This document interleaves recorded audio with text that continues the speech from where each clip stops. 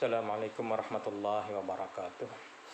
Bismillahirrahmanirrahim. Alhamdulillahirrabbilalamin. Assalatu wassalamu ala asyrafil anbiya wal mursalin Sayyidina wa maulana Muhammad wa ala alihi wa sahbihi ajmain.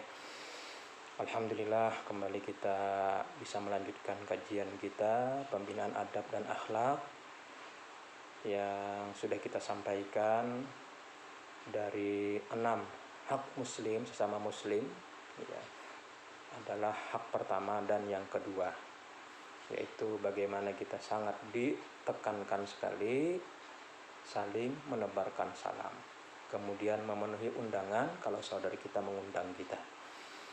Berikutnya yang ketiga adalah jika saudari kita minta nasihat, maka nasihatilah.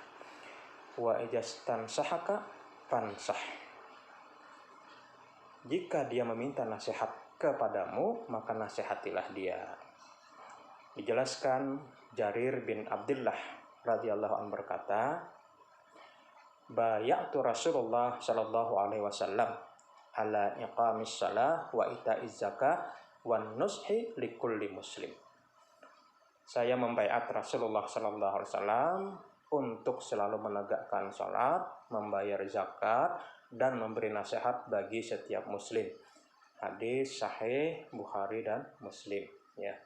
Maka para ulama menyebutkan bahwa hukum menasihati seorang muslim apabila kita diminta maka sifatnya wajib, tapi apabila tidak diminta maka sunnah, ya.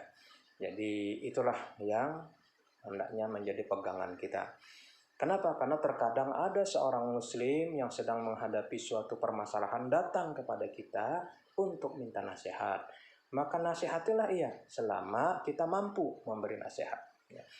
Jangan pelit dengan nasihat. Nasihatilah dan berikanlah solusi bagi saudara kita berdasarkan dalil-dalil syariat yang kita ketahui.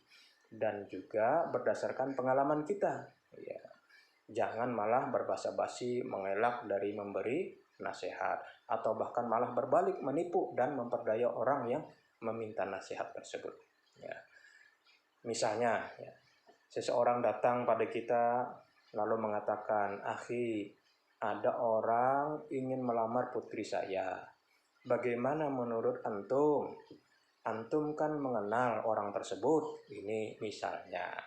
Maka sebagai orang yang mengenal pribadi orang yang ditanyakan, maka kita wajib berusaha untuk menjelaskan hakikat kepribadian orang tersebut sepanjang pengetahuan kita.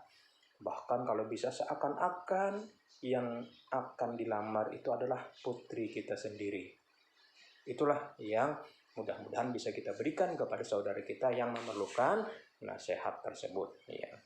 Jadi singkat, ya, poin yang ketiga ini, ya, hak sesama muslim. Jadi kalau dia minta nasihat, maka nasihatilah, ya. Berikutnya hak yang keempat, yakni wa idza atasa fahamidallah fasammithu. Jika saudara kita bersin kemudian dia mengucapkan alhamdulillah, maka jawablah dengan yarhamukallah. Ini adalah hak muslim sesama muslim yang keempat, ya. Dijelaskan, ya, dalam hadis yang lengkap, idza atasa ahadukum falyaqul alhamdulillah wal yaqul lahu akhuhu yarhamukallah. Fa idza qala lahu yarhamukallah falyaqul yahdikumullah wa yuslihu balakum. Akhrajahul Bukhari. Jika salah seorang dari kalian bersin, maka hendaklah dia mengatakan alhamdulillah. Dan saudaranya yang mendengar hendaknya mengucapkan yarhamukallah. Semoga Allah merahmatimu. Jika saudaranya mengucapkan yarhamukallah, maka yang bersin tadi menjawab lagi dengan mengatakan yahdikumullah wa yuslihu balakum. Semoga Allah memberi petunjuk kepadamu dan semoga Allah meluruskan atau memperbaiki urusanmu. Hadis sahih riwayat Bukhari. Jadi ini lengkap hakul muslim sesama muslim. Manakala saudara kita bersin, dia ucapkan alhamdulillah, maka kita ucapkan yarhamukallah. Dan saudara kita yang bersin tadi hendaknya menjawab lagi yahdikumullah wa yuslihu balakum. Indah sekali. Hadis ini berkaitan dengan adab bersin dan adab orang yang mendengar saudara muslimnya bersin. Ya. Jadi luar biasa kalau hadis ini diamalkan. Ya. Di mana ya dijelaskan orang yang bersin sebenarnya dia telah mendapatkan nikmat dari Allah Subhanahu wa ta'ala, sehingga dengan bersinnya itu keluarlah kotoran dari tubuhnya. Dia akan merasakan lebih ringan daripada jika bersin tadi tertahan. Ya, memang kalau bersin tidak jadi itu kadang-kadang ada perasaan tidak enak dalam diri kita. Bahkan sebagian orang menyatakan bahwasanya bersin itu menunjukkan sehatnya seseorang. Karena itu hendaknya dia mengucapkan alhamdulillah.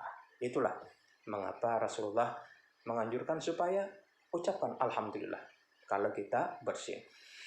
Maka yang dimaksud di sini bukan orang yang bersin terus-menerus yang menunjukkan bahwa dia sedang sakit, tetapi kita berbicara adalah tentang bersin yang kadang dialami oleh seseorang. Jadi bersin seperti ini adalah nikmat yang menunjukkan tubuhnya sehat, sehingga keluar dari tubuhnya bersin tersebut, sehingga dia mengucapkan alhamdulillah. Hal ini juga merupakan peringatan bagi kita sebenarnya, para siswa, para santri sekalian. Kalau sekedar bersin saja, kita dianjurkan untuk memuji Allah atas nikmat tersebut dengan mengucapkan alhamdulillah, maka bagaimana lagi dengan nikmat-nikmat yang lain yang luar biasa kita terima dalam perjalanan hari-hari kita. Ya Allah. Oleh karena itu hendaknya kita sering memuji Allah. Ketika kita mengucapkan alhamdulillah pada saat zikir setelah salat, hendaknya kita merenungkan dalam-dalam makna alhamdulillah tersebut. Betapa banyaknya nikmat yang telah dikaruniakan Allah kepada kita, yang terkadang kita lupa untuk bersyukur kepada Allah Azza wa Jalla, dan lupa untuk memuji Allah yang memudahkan nikmat tersebut hadir atau sampai kepada kita. Maka sekali lagi ya, bersin saja kita dianjurkan mengucapkan alhamdulillah, lebih-lebih nikmat-nikmat yang lain hendaknya kita terus memperbanyak memuji Allah Subhanahu wa ta'ala. Maka berikut ini adalah adab yang dicontohkan Rasulullah SAW ketika beliau bersin. Rasulullah ketika bersin, beliau meletakkan tangan beliau di mulutnya atau meletakkan bajunya sehingga apa yang dikeluarkan ketika bersin itu tidak tersebar kemana-mana. Jadi bisa tangan kita menutup mulut atau baju kita menutup mulut. Ya. Kemudian ketika bersin, beliau melemahkan suaranya. Ya, jadi tidak dikeraskan. Ya. Abu Hurairah radhiyallahu anhu berkata, "Anna Nabiy sallallahu alaihi wasallam kana idza atasa ghatta wajahu biyadihi aw bisaubihi wa ghadda biha sautahu." Bahwasanya Rasulullah sallallahu alaihi wasallam jika bersin, maka beliau menutup wajahnya dengan tangannya atau dengan bajunya dan beliau merendahkan suaranya. Hadis riwayat Tirmizi dan dihasankan oleh Albani.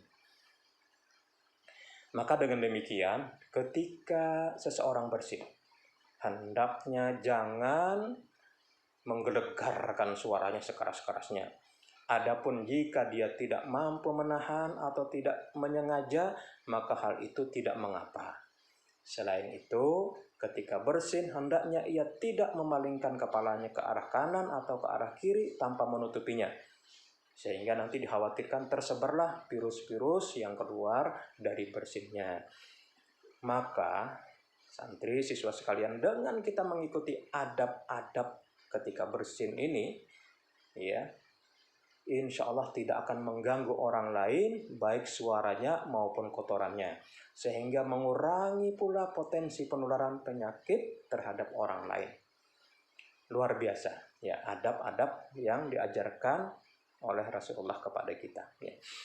Maka jika seorang muslim bersin kemudian ia mengucapkan alhamdulillah, maka orang yang mendengarnya hendaklah mengucapkan yarhamukallah, semoga Allah memberi rahmat kepada engkau. Maksud dari ucapan ini, ya, kita mengingatkan bahwa engkau telah mendapat nikmat, maka semoga Allah Azza wa Jalla menambah rahmat kepada engkau. Lantas bagaimana kalau ada orang yang bersin tetapi tidak mengucapkan alhamdulillah? Maka kita yang mendengar bersinnya tidak harus mengucapkan yarhamukallah kepadanya. Hal ini didasarkan pada sebuah hadis yang menyebutkan atas rajulani indan Nabi sallallahu alaihi wasallam fasammata ahadahuma wa lam yusammit al-akhar. Faqila lahu faqala hadza hamidallah wa hadza lam yahmadullah. Ada dua orang yang bersin di sisi Rasulullah Sallallahu Alaihi Wasallam.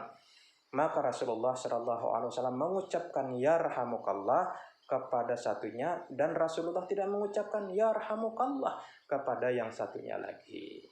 Maka orang yang tidak diucapkan yarhamukallah protes seraya berkata, ya Rasulullah, sammatta hada walam tusammitni. Ya Rasulullah, engkau mengucapkan yarhamukallah kepada si fulan, adapun kepadaku engkau tidak mengucapkan. Maka Rasulullah SAW mengatakan, inna hadza hamidallah walam tahmadillah. Si fulan tadi tatkala bersin, ia mengucapkan alhamdulillah, adapun engkau tidak mengucapkan alhamdulillah. Hadis sahih riwayat Bukhari dan Muslim. Jadi intinya, ya, kalau saudara kita bersin, dia ucapkan alhamdulillah, maka kita ucapkan yarhamukallah. Gitu.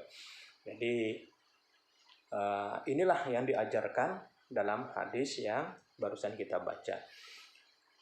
Dan tentu, ya, yang bersin tadi melanjutkan, ya, yahdikumullah dan seterusnya.